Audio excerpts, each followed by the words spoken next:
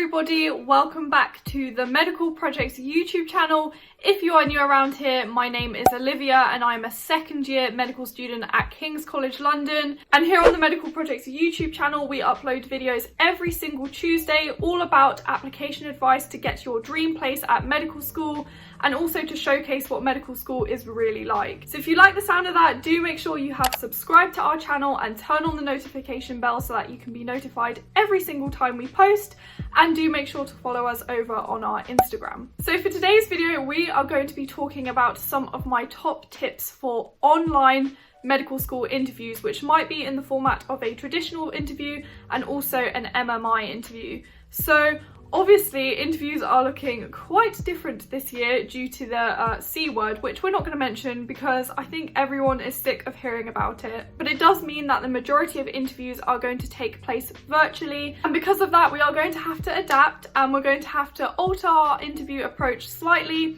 And I'm going to be highlighting all the things you need to be paying attention to in this week's video.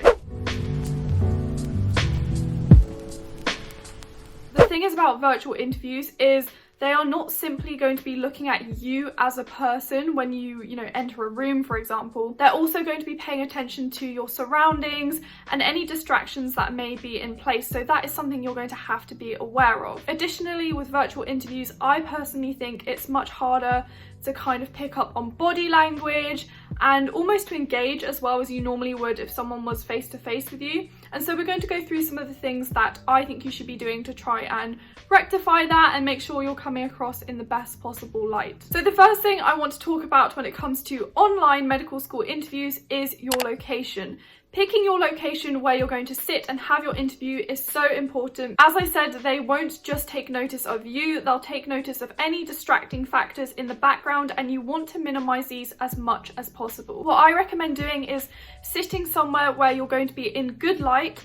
So sit in front of a window like I have here, or if it's not possible to sit in front of a window because you don't have a desk space, try and sit in front of your desk but put a light in front of you so that you're well illuminated. If you're dimly lit, it just comes across like you haven't really cared about how you're presenting yourself, and that in itself is already going to be a negative in the back of the examiner's mind. You also want to consider where your Wi-Fi is going to be the strongest. Don't sit somewhere where you run a risk of it cutting out. Also, I advise sitting somewhere near a plug supply so that you can plug your laptop in to make sure it doesn't die, because that would be the worst case scenario. Also, it goes without saying, when it comes to interviews, do make sure if you're interviewing in your home to just let your housemates or family know that you're going to be having an interview. It's really important that the atmosphere is as quiet as can possibly be. Obviously, there's going to be things like you might hear some road traffic outside, or you might hear a dog barking, and there's nothing you can do about that, but try and minimize the noise that's within your control. Also, whilst we're talking about interview setup, do make sure you've downloaded the relevant software that you're going to be expected to use.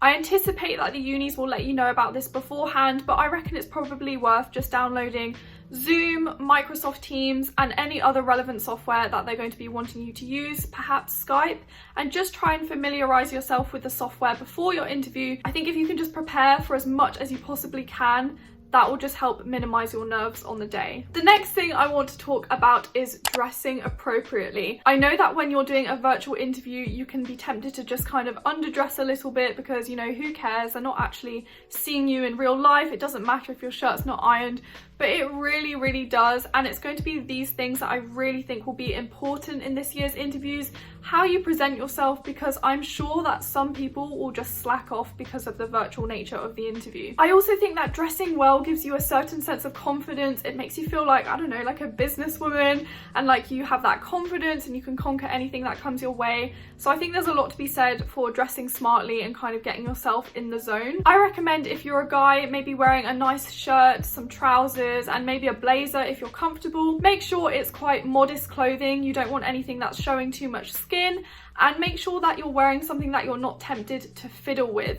So I find sometimes if you think you're going to be fiddling with your sleeves, maybe wear a blouse that stops here because it will just stop you fiddling. You know, make sure you're wearing something which you're not going to fiddle with if it's got tassels on or something. I think I do that when I'm nervous. I fiddle with my sleeves, so wherever possible I try wear like a blazer or something because I know I can't really get to my sleeves that way.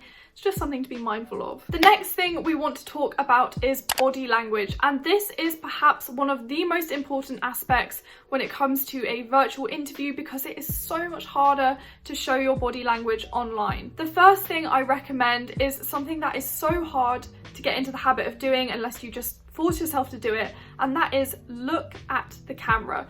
It can be so tempting right now, like how I am, to look at the screen and not make eye contact. But actually, even though, you know, you're interviewing through a screen, it really shows that kind of extra level of professionalism and engagement if you're looking directly at the camera, because that way you're simulating looking into someone's eyes like you would be in real life. And I think it's so much easier to just hold a conversation that way. So wherever possible, try and just make a habit of looking directly at the camera. If you have to write like a note on your wall to say look at the camera, do it, because it will I just really think it's an important thing. And in order to achieve this, try and make it so your laptop is kind of at eye level with you.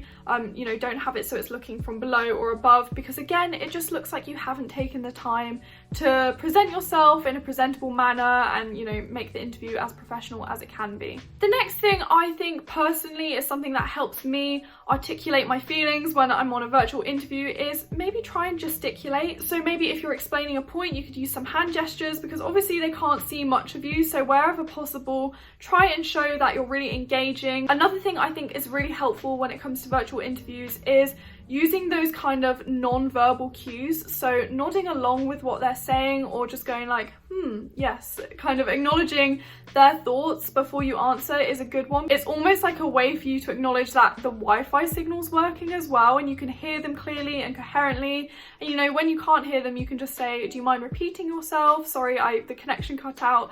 But I think just showing that kind of like level of engagement while they're speaking is a really good one, both in real life and virtually. Finally, the last tip I have is do not read from notes. Now, because you are going to be interviewing from home or your flat, wherever you're based, you can technically put notes up on the wall. I don't think they'll be checking, although, you know, I'm not sure. Maybe different universities will have different regulations. Some may make you show your environment beforehand and show that you've not got any notes out, but I'm not sure that will be the case. But if it isn't, don't read from notes, because it will be so obvious if you're looking up at the ceiling or looking up at your wall to read off of some notes.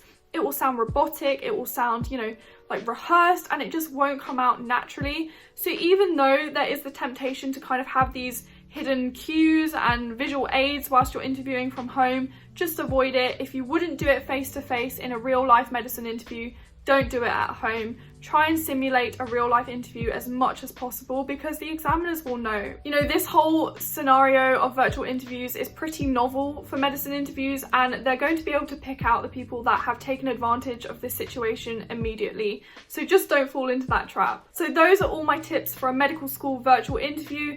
For the large part, a lot of it will be the same. You'll be giving the same sort of answers, you'll be presented with the same sorts of scenarios, and we're going to be going through a lot of those in some upcoming videos in the next few weeks. But the main thing you want to pay attention to when it comes to a virtual interview is how you're presenting yourself, how you're presenting your surroundings, and just making sure that you're showing that same level of engagement, which can often be difficult to achieve when you're looking at a laptop screen.